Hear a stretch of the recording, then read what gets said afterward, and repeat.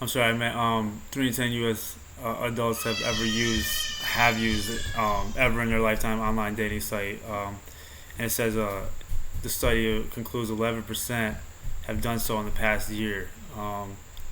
That's from Pew Research Center survey conducted in October 16th, 2019.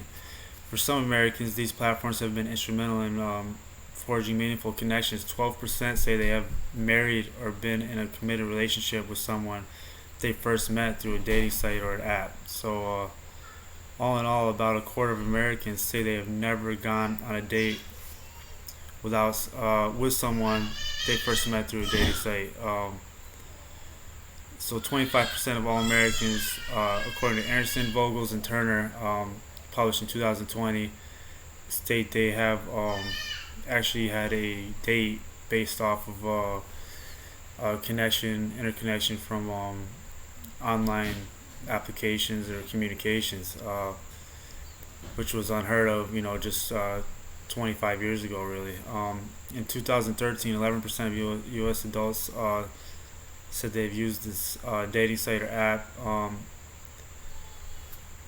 and while just 3% claim to have entered into a long-term relationship or marriage with someone through online dating. So, just in that 6 years difference, we've seen a major jump in the evolution of romantic relationships that are spawned just from online, um, meeting and communications in that pattern. The studies all seem to indicate that this style of communication is being utilized more and more by younger generations and not accepted as by the older, more traditional generations as much. Although that's not to say it has not affected relationships and communications of all age groups in our culture. The fact is, this new style of communication and connection on an intimate level has permeated all people, age groups, orientations, and even faiths in American societies. There's specific dating sites such as Tinder for casual hookups, Christian Mingle for Christians, obviously, Raya, which is an Australian celebrity dating app just for celebrities apparently, Grinder for the LBGQ2T community, tailored to the online virtual communication experience that each person may be looking for, which is designed to make it easier to meet that type of partner one is looking for while generating millions through advertisements and fees to participate. So there's a lot of money to be made, and the growing acceptance of online platforms to date has obviously created the business opportunity, but also presents kind of a double-edged sword of sorts. For one side, you have a much higher probability of finding the type of person one is ultimately looking for in a relationship than that traditional style, where a person only comes into contact with so many people on a daily basis, even monthly basis or even a year. You're only going to come in contact with so many different people that are potential, partners,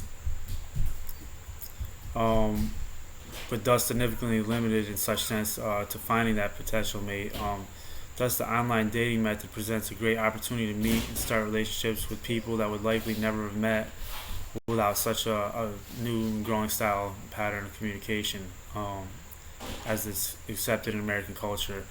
However, on the other side, these apps may be presenting a detrimental aspect to society and our culture, for it somewhat diminishes and dilutes the interpersonal social skills that traditional dating and even normal business relationships and friendships have been founded upon since the dawn of civilization. Further, users of online dating apps often believe it is very common for those others that use the platforms to lie to try to appear more desirable, also known as catfishing. There's even been a TV show about it. But this has led many Americans who communicate with potential partners through such experiences to feel more frustrated. 45% than hopeful, the 28% under that Anderson et al. 2020 publishing. Finally, there's been many incidents, especially for women aged 18 to 34, to feel harassed with specific, maybe sexually explicit messages or harassing communications. It found 57 and 60% of women, respectively, reported such behavior from online sites. However, in traditional circumstances, these numbers would likely be exponentially lower than the percentages as reported by Anderson et al. In its 2020 publishing. And this communication pattern is less personal and provides a venue that may cause socially unacceptable communications to be more easily, done. I don't think the same people would do such communication harassment personally as is permitted online. Thus, one could reasonably postulate that the online dating communications have undoubtedly disrupted the more traditional ways of meeting romantic partners, causing more people to delay marriage or even choose to remain single when presented with the ability to meet almost an unlimited number of partners, thus devaluing our traditional monogamous dating roots of American culture. However, at the same time, there's an increase in marriages produced from online dating communications.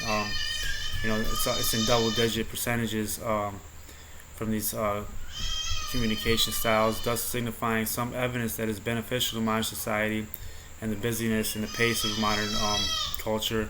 It presents a chance for potential partners to meet where they likely would have never even had an interaction, thus an opportunity to meet their potential mate.